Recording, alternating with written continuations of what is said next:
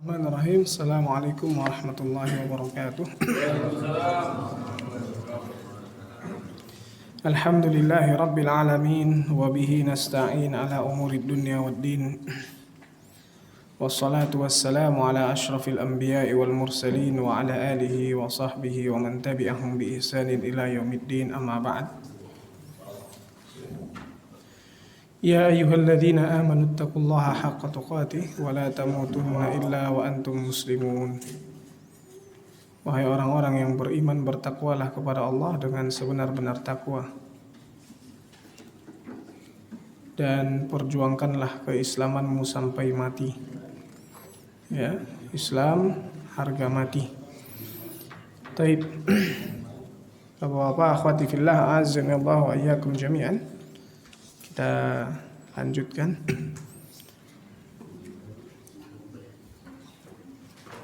pembahasan kitab At-Tadhkirah yang ditulis oleh Al-Imam Al-Qurtubi rahimahullahu ta'ala,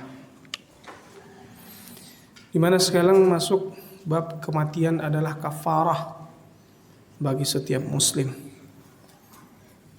Kafarah itu penghapus, ya. Abu Nuaim telah meriwayatkan dari Asim al-Akhwal dari Anas bin Malik, ia berkata bahwa Rasulullah SAW bersabda, kematian itu adalah kafarah bagi setiap muslim. Disebutkan oleh Al-Qadi Abu Bakar bin Al-Arabi dalam kitabnya Sifatul Muridin, di mana beliau mengatakan hadis ini sahih hasan. Apa yang dimaksud dengan kafarah ini? Ya, pada mulanya maksud hadis di atas adalah bahwa kematian itu menjadi penghapus terhadap segala macam penderitaan dan rasa sakit yang dirasakan oleh si mayit selama dalam sakitnya. Intinya bahwa disebut dia sebagai kafarah. Seorang ketika sudah mati, maka dia tidak akan merasakan lagi rasa sakit, ya. Baik itu yang dia rasakan di saat sakitnya atau ya di saat hidupnya. Kegelisahan itu semua hilang, karena udah mati. Tentunya ya rasa sakit yang ada di dunia, kegelisahan yang ada di dunia. Dan Nabi SAW bersabda, ma min muslimin yusibuhu adan maradun fama siwahu illa hattallahu lahu sayyiatihi kama tahuttu syajaratu waraqaha. Tidaklah seorang muslim yang ditimpa musibah berupa sakit atau yang lainnya, ya, terkena sesuatu yang ia tidak sukai, adza ataupun sakit, marad, melainkan Allah akan mengurangi keburukan-keburukannya dengan musibah tersebut. Illa hattallahu lahu sayyiatihi. Allah hapuskan. Kama tahuttu syajaratu waraqaha, sebagaimana pohon merontokkan daun-daunnya. Dalam kitab Al-Muwatta yang ditulis oleh Imam Malik, terdapat riwayat dari Abu Hurairah radhiyallahu anhu dari Rasulullah SAW. Dia mengatakan, barang siapa dikehendaki baik oleh Allah, maka dia memberinya musibah.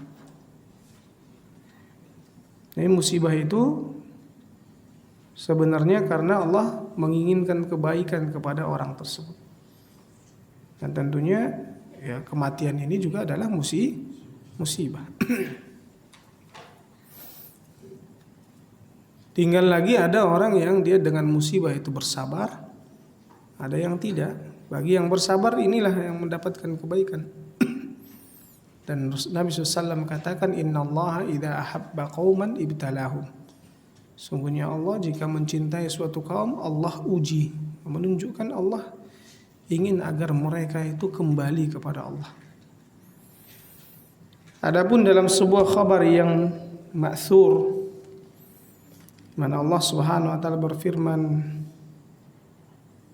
Sesungguhnya aku tidak akan mengeluarkan seseorang dari dunia sedang aku berkehendak merahmatinya, sebelum aku memberinya balasan yang setimpal atas setiap keburukan yang telah ia lakukan.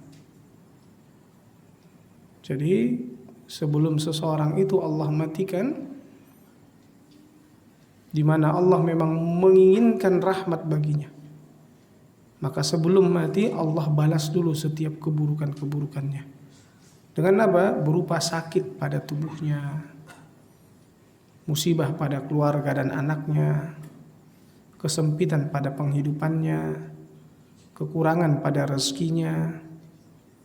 Aku membalasnya sampai kepada keburukan-keburukan yang seberat biji sawi sekalipun. Bahkan kalau ada dosanya yang seberat biji sawi, Allah balas juga dengan musibah.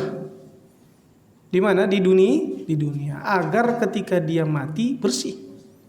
Karena Allah menginginkan apa baginya? Kasih sayang. Allah sayang sama dia. Dan jika masih tersisa, maka akan aku persulit kematiannya. Maka kalau masih ada ternyata sisa dosanya, maka Allah buat dia mempersulit kematiannya dengan ia masih merasakan rasa sakit itu di dunia.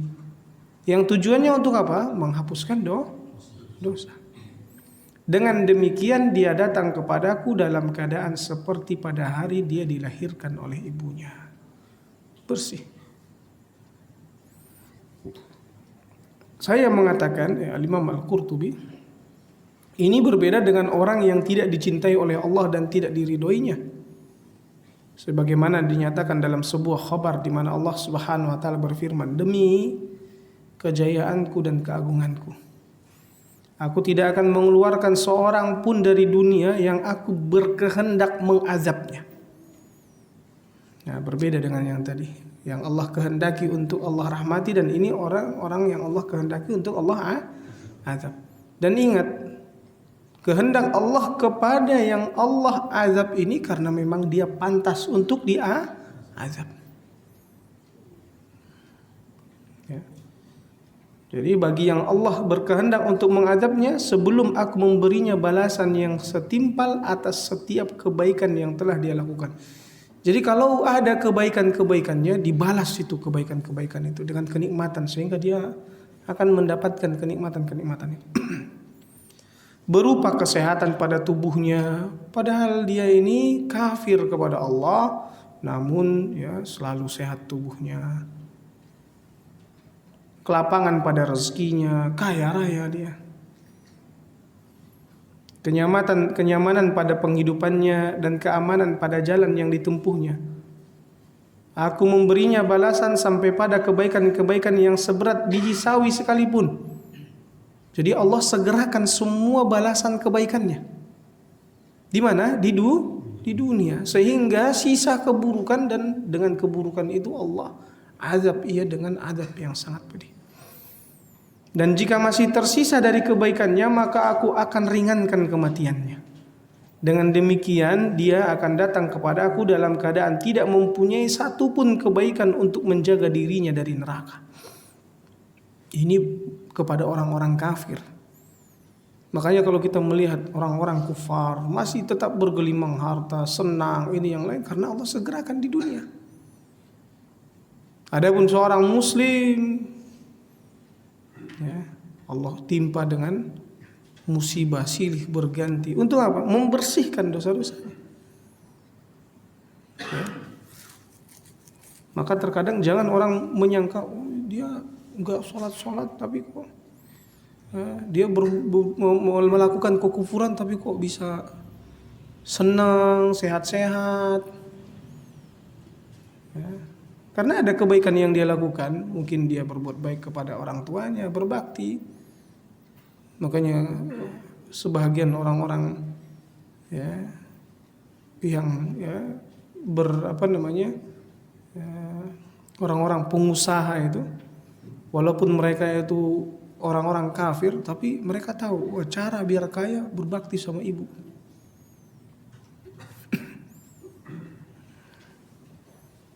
Sehingga dia berbakti kepada ibunya. Tujuannya untuk apa? Untuk kaya. Makanya Allah katakan faman kana yuridul hayatad dunya wa zinataha, barang siapa yang menginginkan ya kehidupan dunia dan perhiasannya, nuwaffi ilaihim a'malahum fiha, akan kami balas setiap amalan kebaikan mereka itu di dunia. Wa hum fiha la yubkhasun, dan mereka tidak akan dirugikan sedikit pun. Ada enggak kebaikan dia? Ada kebaikan dia mungkin, kebaikan-kebaikan kepada sesama, tapi dia tidak berbuat baik kepada Allah, tidak berakhlak kepada Allah dengan berbuat syirik. Dia tidak berakhlak kepada Allah. Sehingga orang yang seperti ini Allah menginginkan azab baginya. Tapi ada orang yang dia berakhlak kepada Allah, tapi mungkin ada dia ya tidak berakhlak kepada sesama, mungkin kurang baik kepada makhluk, atau ada yang perkara yang dia zalimi, ada yang dia curi, tapi dia berakhlak kepada Allah. Nah, orang seperti ini Allah inginkan bagi dia apa? Kebaikan. Sehingga keburukan-keburukan dia yang lainnya Allah segerakan itu azabnya di mana? Di dunia. Ya, maka yang Allah inginkan rahmat itu adalah mereka-mereka yang tetap berada di atas keimanan. Adapun yang Allah inginkan azab kepada mereka adalah mereka-mereka yang berada di atas kekufuran. Dan kekufuran itu dia mungkin bercampur di situ ada apa? Kebaikan. Nah, Allah balas kebaikan-kebaikannya itu di dunia. Ya, jadi kita jangan merasa aneh ya. Tahu ya jawabannya berarti kenapa terkadang orang-orang kufar lebih dikayakan? Tahu ya jawabannya? Nah, karena Allah segerakan balasan mereka itu di dunia. Sehingga nanti di akhirat Allah akan timpakan dengan adab yang sangat pedih. Ya.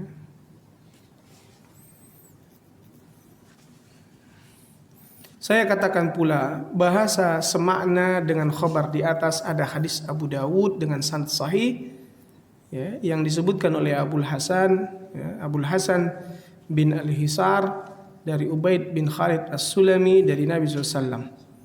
Ya, kematian mendadak adalah hukuman yang menyedihkan bagi orang kafir. Hadis ini diriwayatkan pula oleh Abu Dawud secara mursal. Sedang menurut riwayat At-Tirmidzi dari Aisyah radhiyallahu anha, sesungguhnya mati mendadak itu kenyamanan bagi orang mukmin dan hukuman yang menyedihkan atas orang kafir. Bahkan diriwayatkan dari Ibnu Abbas radhiyallahu anhuma bahwa Nabi Daud alaihissalam meninggal dunia secara mendadak pada hari Sabtu.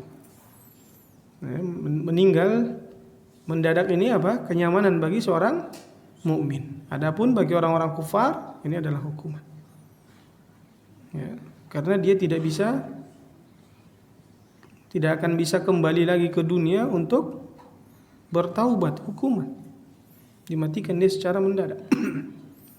Adapun seorang mukmin maka dia selamat dari kemungkinan melenceng karena dia itu dalam keadaan keimanan.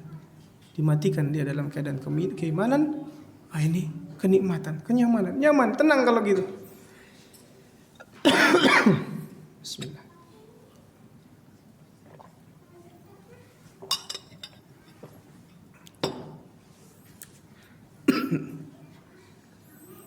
Bahkan diriwayatkan dari Ibnu Abbas radhiyallahu anhuma bahwa Nabi Daud alaihissalam ini meninggal dunia secara mendadak pada hari Sabtu. Dan dari Zaid bin Aslam bekas budak Umar bin Khattab radhiyallahu anhu, ia berkata, apabila masih tersisa suatu dosa pada seorang mukmin yang tidak diimbangi dengan amalnya yang baik, maka dia dipersulit kematiannya. Jadi seorang mukmin, ingat tadi seperti yang sebelumnya sudah kita jelaskan. Kalau masih ada dosa pada seorang mukmin yang tidak bisa diimbangi dengan amalnya, tidak bisa amalnya ini untuk menghapuskan dosa itu. Ya, perbuatan kebaikannya ketika ditimbang dengan kebaikannya ternyata amal dosanya masih lebih banyak sehingga nggak bisa dihapuskan. Karena ya kebaikan itu akan menghapuskan keburukan. Nah, karena masih ada sisanya, Allah persulit kematiannya untuk menghapuskan semua dosanya. Agar dengan merasakan sakaratul maut dan berbagai kesulitannya, dia bisa sampai ke derajat masuk surga.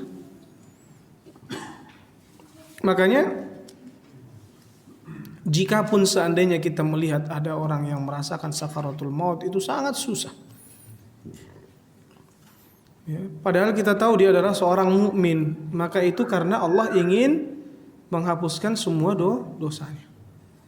Ya, kita mengetahui mungkin dia adalah orang yang taat. Nah, mungkin bisa jadi ternyata dia memiliki dosa-dosa dalam kesendirian. Dan sesungguhnya seorang kafir apabila telah melakukan suatu kebaikan di dunia, maka kematiannya dimudahkan supaya pahala kebaikannya terbalas dengan sempurna semasa di dunia. Kemudian dia dimasukkan ke dalam neraka, sehingga nanti ketika di akhirat dia tidak bisa menuntut kepada Allah Subhanahu wa taala, aku kan masih ada berbuat baik ya Allah. Nah, udah dibalas di dunia, kamu sudah dapat.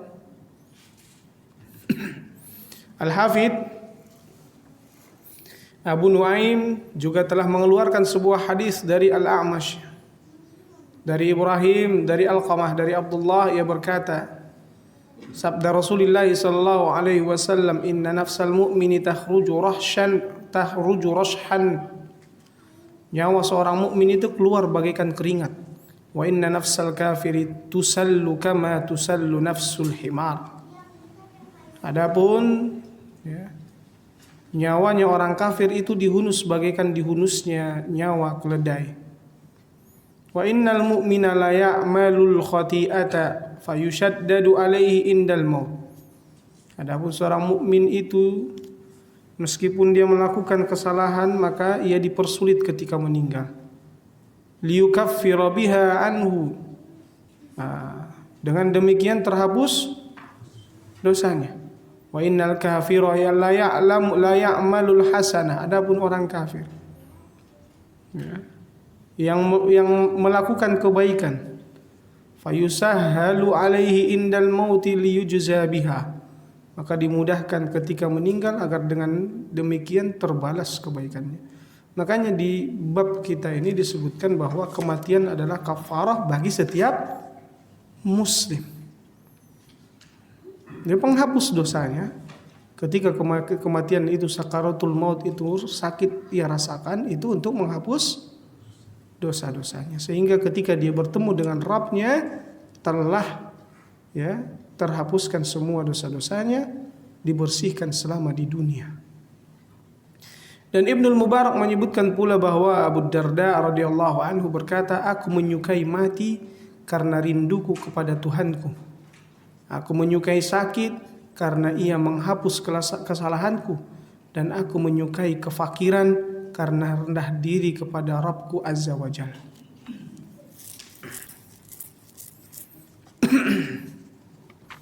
Ya. Sampai di sini sebelum kita lanjutkan ada pertanyaan?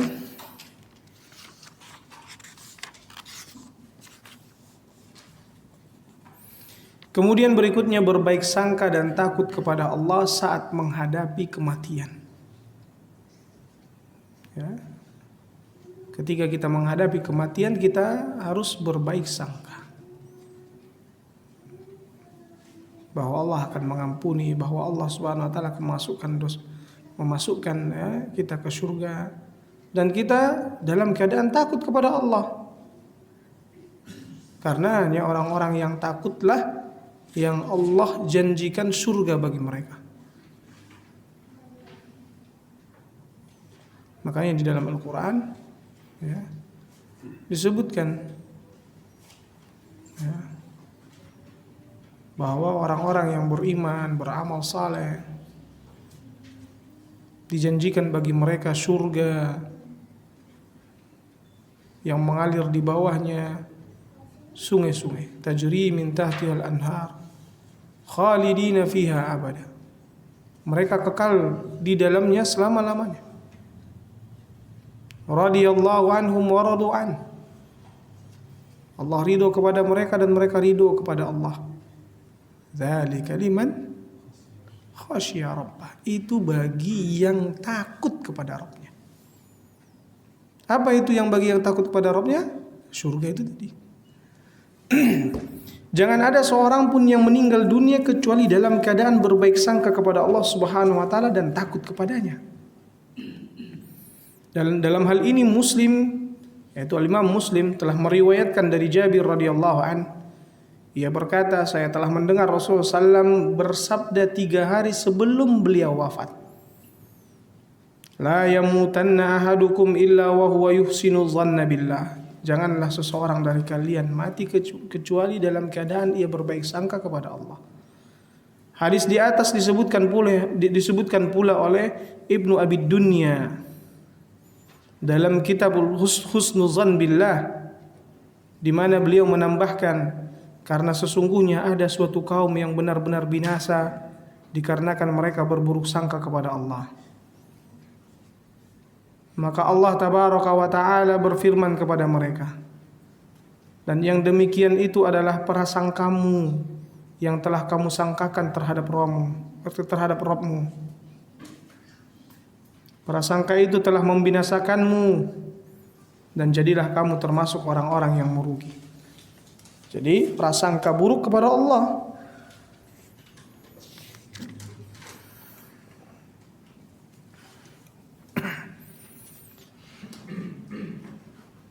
menurutnya bahwa dia ditakdirkan melakukan keburukan.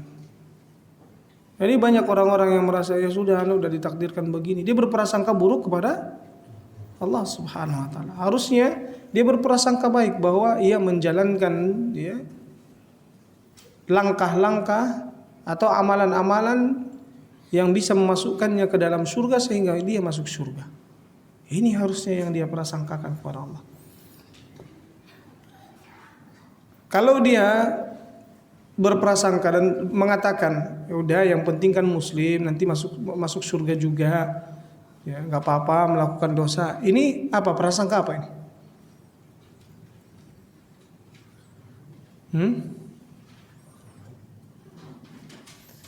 Ini namanya orang yang tertipu dengan dirinya sendiri.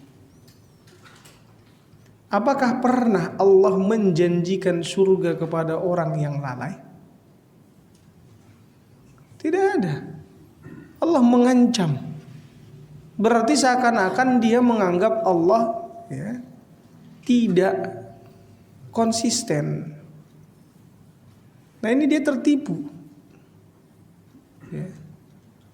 Makanya orang-orang yang maghrur disebutkan di dalam Al-Quran, mereka ini adalah orang-orang yang maghrur, mengira bahwa yang penting kan muslim. Siapa yang menjamin kau masih dalam keadaan muslim dengan dosa-dosamu yang begitu banyak? Kau yakin?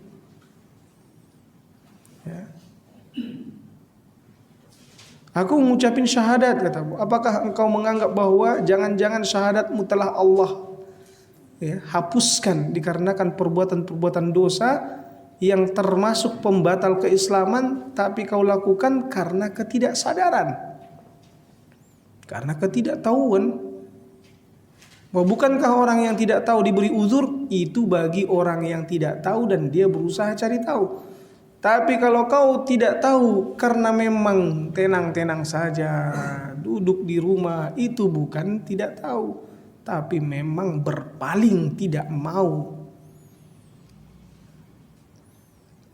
Tidak mau tahu.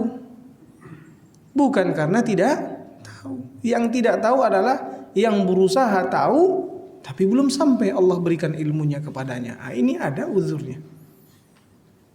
Tapi kalau seringnya dia sibuk dengan pekerjaannya, sibuk dengan dunianya, tidak pernah hadir di majelis ilmu, padahal Allah sudah katakan baginya wajib untuk menuntut ilmu. Talabul ilmi fardhah, menuntut ilmu fardu. Nah, menurut riwayat Ibnu Majah dari Anas radhiyallahu an bahwa Nabi SAW pernah menemui seorang pemuda menjelang ajalnya. Beliau bertanya, bagaimana yang kamu rasakan? Ini bagaimana kamu rasakan dirimu? Maka pemuda itu berkata, aku mengharap rahmat Allah wahai Rasulullah, tapi aku takut akan dosa-dosaku. Nah, maka Rasulullah SAW bersabda, tidaklah berkumpul kedua perasaan ini dalam hati seorang hamba mukmin dalam situasi seperti ini, melainkan Allah memberinya apa yang dia harapkan dan mengamankannya dari apa yang dia takutkan. Kita harus terus takut dengan perbuatan dosa-dosa kita. Sehingga Allah dengan seperti itu Allah apa? Mengamankan. Jangan kita merasa aman dengan dosa-dosa kita. Kalau merasa aman dengan dosa-dosa, Allah akan azab. Makanya para ulama seperti Al-Imam Al-Hasan Al-Basri menyebutkan itu sifat munafik yang merasa aman dengan dosa-dosa. Ya. Wa innal munafiqa jama'a isa'atan wa amna. Orang munafik melakukan dosa-dosa dan merasa aman. Adapun orang beriman, dia melakukan kebaikan-kebaikan tapi masih tetap takut, masih tetap khawatir. Jangan-jangan kebaikanku tidak diterima, jangan-jangan dosaku menyebabkan aku masuk neraka. Tetap terus takut. Rasa takut yang seperti ini tandanya seorang itu adalah beriman. Hadis ini disebutkan pula oleh Ibnu Abi Dunya dan ditakhrij oleh Al-Imam At-Tirmidzi dan menyebutkannya hasan gharib. Ada juga sebagian ahli hadis meriwayatkan hadis ini dari Thabit dari Nabi SAW secara mursal. Sementara itu Al-Imam At-Tirmidzi telah menyebutkan juga pada prinsip ke-86 dalam kitabnya Nawadirul Usul. Telah bercerita kepada kami Yahya bin Habib dari Adi, dari Bashir, dari Bashar bin Al-Mufaddal, dari Aub, dari Al-Hasan, dari Rasulullah SAW. Beliau bersabda, Rabbmu Azza wa Jalla telah berfirman, La ajma'u ala abdi khawfaini wa la ajma'u lahu amnaini. Aku tidak akan menghimpun pada hambaku dua rasa takut dan tidak pula menghimpun padanya dua rasa aman. Faman khafani fid dunya amantuhu fil akhirah. Barang siapa yang takut kepadaku di dunia, maka aku akan beri ia rasa aman di akhirat. Karena Allah tidak akan buat dia takut lagi di akhirat. Makanya tadi Allah mengatakan, aku tidak akan menghimpun bagi hambaku dua rasa takut. Bahwa rasa takut di dunia, dia sudah takut di dunia, masa di akhirat takut lagi? Tidak, Allah tidak akan kumpulkan itu. Dan Allah juga tidak akan kumpulkan rasa aman pada hambaku, dua rasa aman pada hambaku. Kalau dia merasa aman dariku di dunia, aku akan buat dia takut di akhirat. Wa man ammanani fid dunya akhaftuhu fil akhirah. Dan barang siapa yang merasa aman kepadaku di dunia, maka aku beri dia rasa takut di akhirat. Makanya kita nuntut ilmu, belajar seperti ini, duduk di majelis ilmu untuk menambah rasa takut kita kepada Allah, agar jangan kita lancang. Abu Bakar bin Sabiq al-Umawi meriwayatkan dari Abu Malik al-Janabi, dari Juwaybir, dari Ad-Dhahhak, dari Ibn Abbas, dari Rasulullah SAW tentang munajat Nabi Musa alaihissalam yang beliau ceritakan bahwa Allah Subhanahu wa taala berfirman, Ya Musa, innahu layyalqani 'abdun li fi hadiril qiyamah. Wahai Musa, sesungguhnya tidak ada seorang pun dari hambaku yang menemuiku nanti di hari kiamat, illa fattashtuhu amma fi yadayhi, kecuali atau melainkan aku akan memeriksa tentang apa yang ada pada kedua tangannya. Illa ma kana minal wara'ini illa ma kana minal wara'ina fa inni astahyihim. Kecuali dari orang-orang yang wara', orang-orang yang memang tinggi rasa takutnya kepada Allah Subhanahu wa taala, selalu benar-benar memperhatikan perkara yang halal dan yang haram, takut terjatuh kepada yang haram, itulah orang yang wara'. Dan Allah katakan kecuali orang yang wara', karena aku malu kepada mereka. Bahkan Allah malu kepada orang-orang yang wara'. Wa ujallihim fa ukrimuhum fa udkhiluhumul jannata bighairi hisab. Aku agungkan mereka, yakni aku muliakan mereka dan aku masukkan mereka ke dalam surga tanpa hisab. Kenapa? Karena mereka takut di dunia kepada Allah. Orang-orang yang wara' takut melakukan perbuatan yang haram, sangat benar-benar memperhatikan.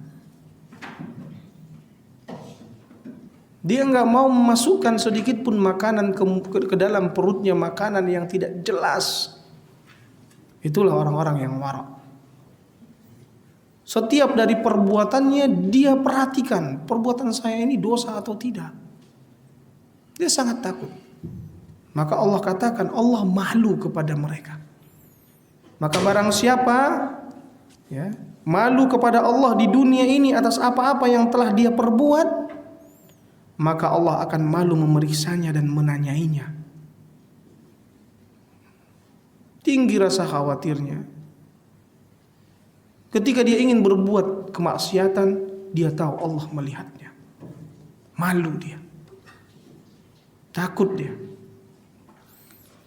Makanya nanti orang yang malu kepada Allah di dunia, maka Allah malu kepada dia nanti di akhirat. Dan Allah tidak menghimpun padanya dua rasa malu sekaligus. Sebagaimana Allah tidak menghimpun padanya dua rasa takut. Gak mungkin dia sudah malu kepada Allah di dunia, masih malu lagi dia di akhirat. Enggak. Allah tidak akan menghimpun dua rasa malu baginya, dan juga tidak akan menghimpun dua rasa takut baginya. Maka bagaimana cara berbaik sangka kepada Allah saat menghadapi maut, sakaratul maut? Berbaik sangka atau berhusnuzan kepada Allah Subhanahu wa taala yang dilakukan oleh seorang hamba pada saat menghadapi kematian hendaklah lebih besar daripada yang dilakukannya ketika masih sehat. Jadi rasa berhusnuzannya, rasa berbaik sangkanya harus lebih besar.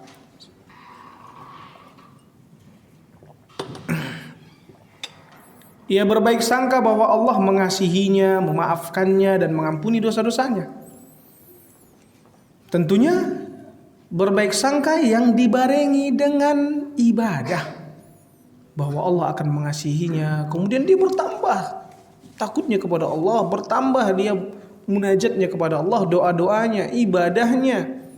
Walaupun dia dalam keadaan sakit, dia upayakan untuk tidak lengah dalam berzikir.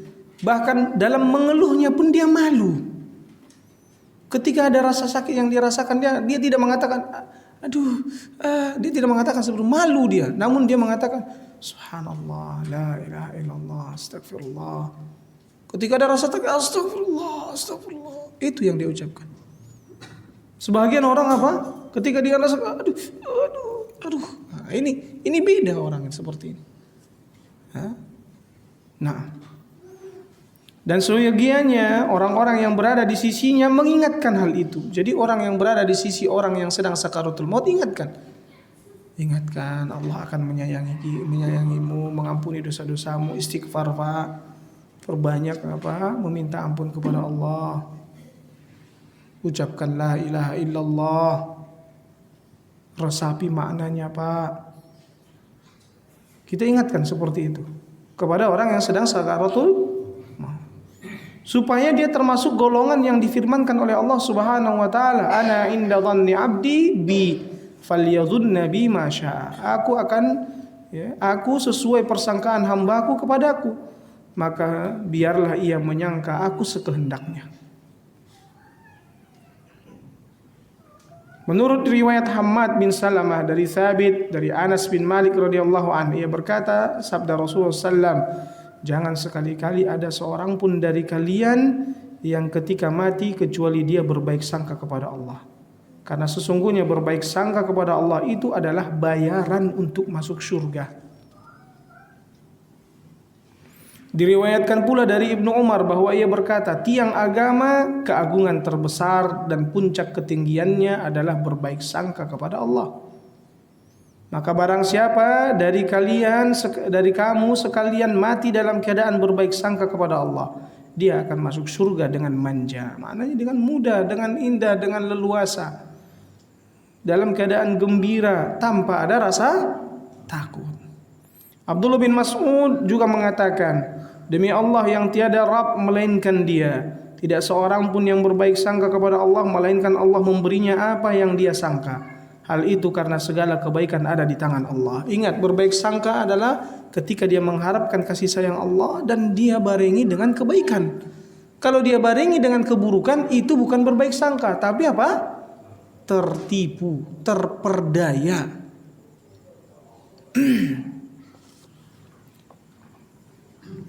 Kemudian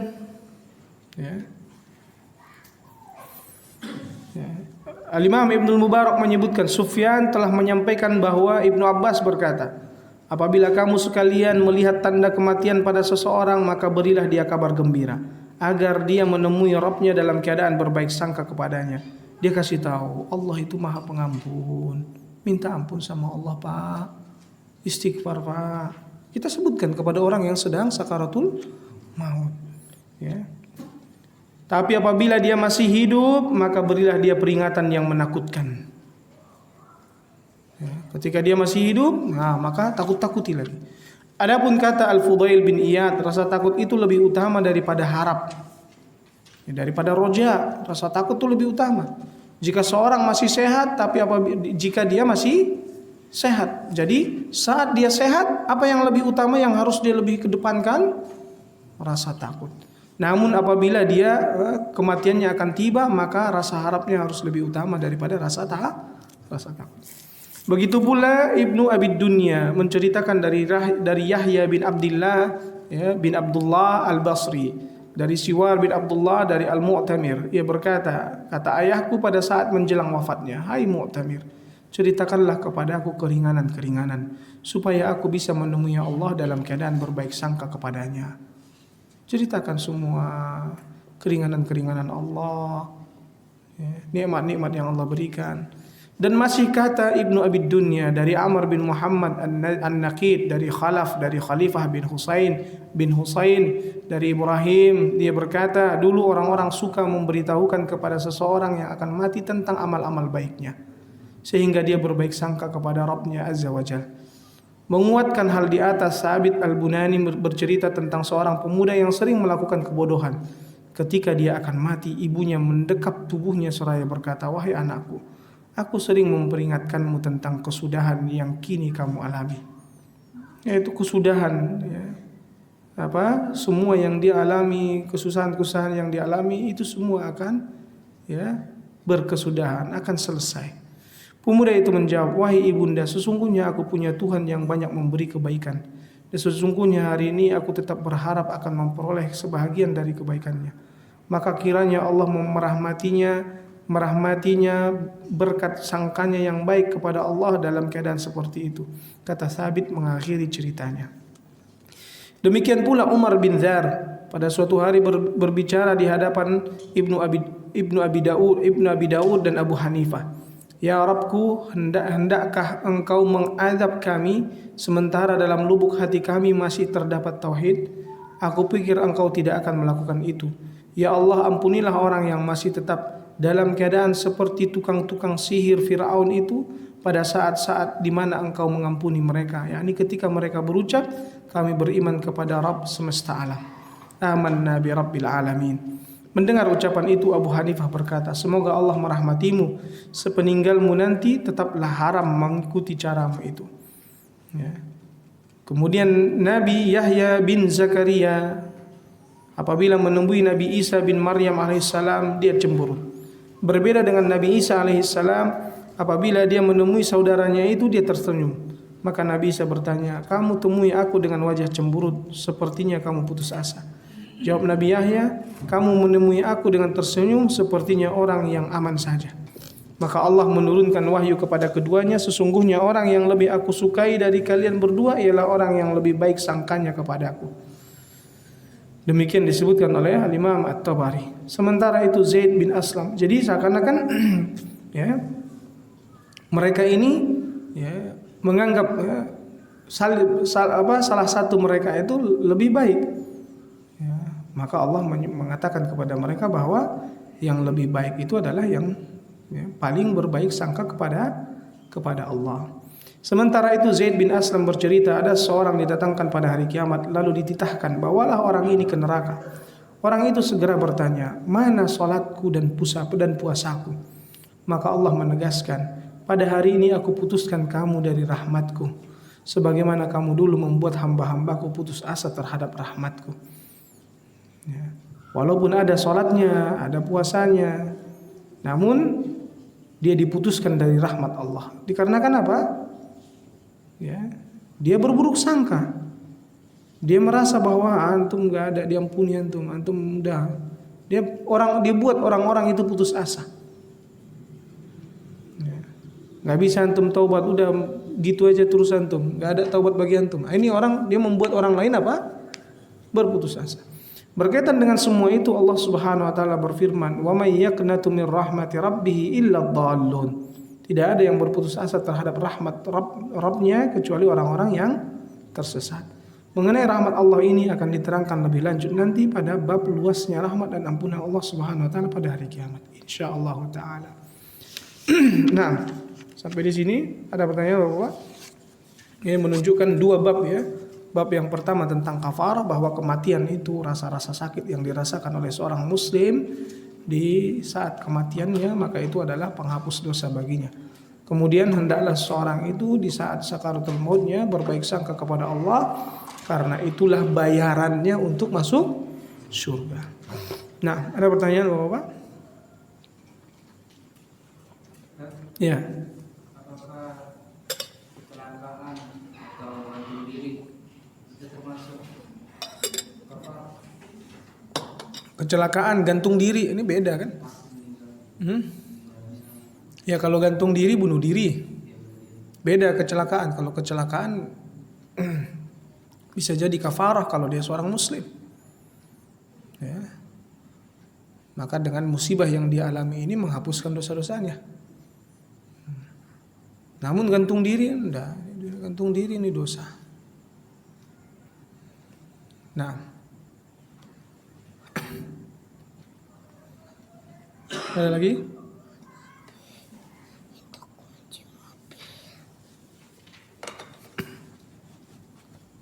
Ada pertanyaan lain?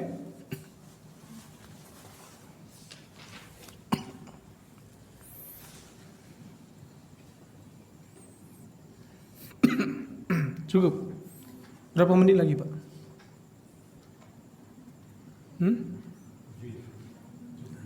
Nah, silahkan pertanyaan. Ya. Dia mengenai gantung diri sama yang dia mati mabok dosa banyak. Posisinya yang mati itu apa bisa diangkat lagi ke setelah masuk neraka? Tapi dia Islam.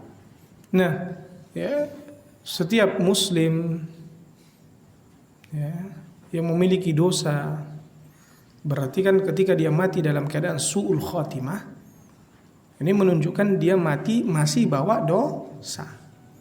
Mati tadi dalam keadaan minum khamar, mati dalam keadaan ya bunuh diri, gantung diri. Ini berarti dia mati dalam keadaan masih bawa dosa. Jika dia seorang muslim, maka nantinya dia akan dibersihkannya di neraka. Ya, pembersihan bagi dia adalah neraka. Ya. Bagi seorang muslim, setelah bersih nanti dari dosa-dosanya, maka dia dimasukkan ke dalam surga. Dia tidak kekal di dalam neraka bagi seorang muslim. Nah, adapun tadi orang yang beriman, yang dia merasakan ya rasa sakit atau mungkin dengan tabrakan, maka dengan ya, musibah yang dia alami menghapuskan dosa-dosanya itu di dunia. Di dunia sudah hapus, sehingga di surga, di akhirat nanti langsung masuk surga. Adapun yang tadi masih tetap ya, dengan dosa-dosanya itu tadi, tapi belum sempat dihapuskan di dunia, ya, karena dia tetap bawa terus dosa-dosa itu, karena atau mungkin terlalu banyak dosa-dosa yang dia lakukan, ya, maka nanti dia akan diazab di neraka sebagai penghapus untuk dosa-dosanya sebelum dia dimasukkan ke surga. Nah, ada lagi? Ya. Orang apa? Orang tua kakek muslim Islam, tetapi belum pernah menjalankan syariat Islam karena kejadian itu belum terlalu menyebar. Apakah statusnya itu masih muslim? Apa bisa dapat utuh dengan hal seperti itu? Nah, ya kita hanya menghukumi secara zahir ya, bahwa dia mengucapkan syahadat. Maka kita berharap dia adalah seorang muslim. Ya. Maka dengan keislamannya kita mintakan ampun kepada Allah Subhanahu wa taala. Kita hanya bisa menghukumi secara zahir. Ya, adapun perbuatan-perbuatan dia yang belum dia amalkan syariat tersebut, kita tidak tahu secara pasti kenapa, sengaja atau karena tidak tahu. Ya, jadi secara pasti kita tidak tahu. Maka kita jangan menghilangkan keislaman dia, syahadat dia, ya, cuma gara-gara sesuatu yang ragu tentang dia. Kan kita nggak tahu dia kenapa tidak mengamalkannya. Ini kita nggak tahu. Yang jelas yang kita tahu dia mengucapkan syahadat. Ini selesai. Dan kita berharap minta kepada Allah semoga Allah ampunkan dosa-dosanya. Mendoakan untuk kebaikannya masih boleh. Ya iya pasti. Karena dia mengucapkan syahadat. Nah,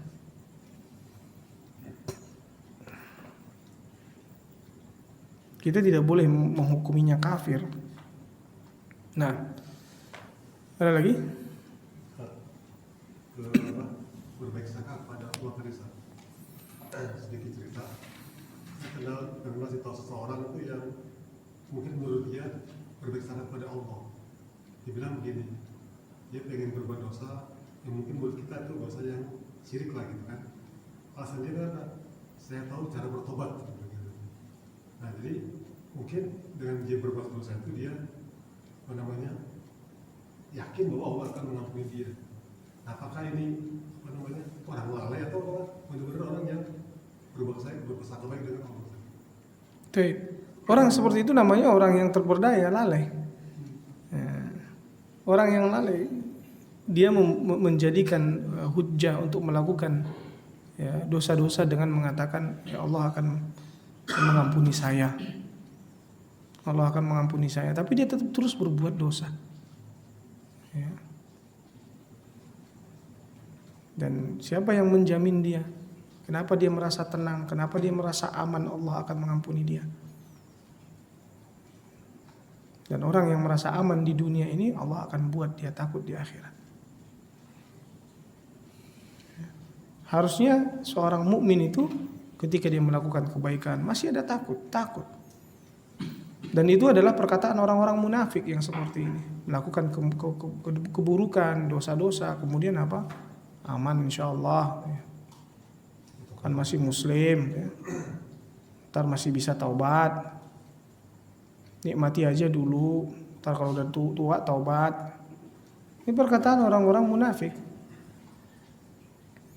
Dia merasa aman dari azab Allah, dan siapa yang menjamin dia bisa mati dalam keadaan sudah bertaubat? Maka ini terperdaya, tertipu, ya, diperdaya oleh hawa nafsunya, diperdaya oleh ya, pemikirannya. Jangan sampai kita meyakini keyakinan yang seperti ini, berbahaya. Orang yang berbaik sangka, sekali lagi tadi kita katakan, dia berbaik sangka bahwa Allah akan mengampuninya dan dia berbuat baik.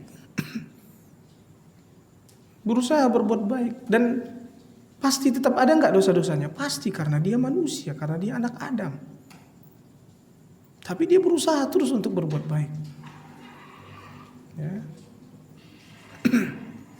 Yang namanya anak Adam pasti tetap terus berbuat dosa. Dan dia berharap Allah ampunkan dosa-dosa dia itu dengan dia berbuat baik. Itulah yang namanya berbaik sangka. Tapi kalau dia udah tahu pasti berbuat dosa, terus ditambah lagi dosa, terus merasa bahwa Allah akan mengampuni dia, dengan apa Allah ampunkan dia? Dia aja gak pengen diampuni, karena dia terus dengan kemaksiatannya. Yang terus dengan kemaksiatannya berarti bukan karena pengen diampuni. Nah,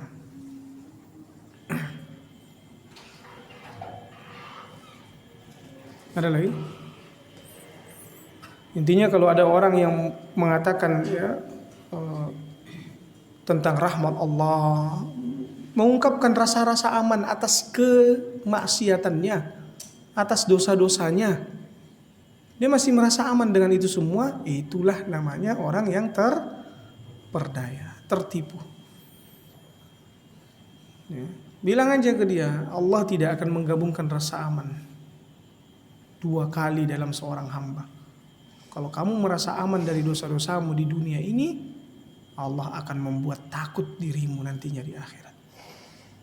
Orang yang Allah berikan rasa aman di akhirat hanya orang-orang yang takut atas dosa-dosanya di dunia. Nah, cukup dadan. Nah, kita cukupkan sampai di sini. Subhanakallahumma wa bihamdik, asyhadu an la ilaha illa anta, astaghfiruka wa atubu ilaik. Assalamualaikum warahmatullahi wabarakatuh.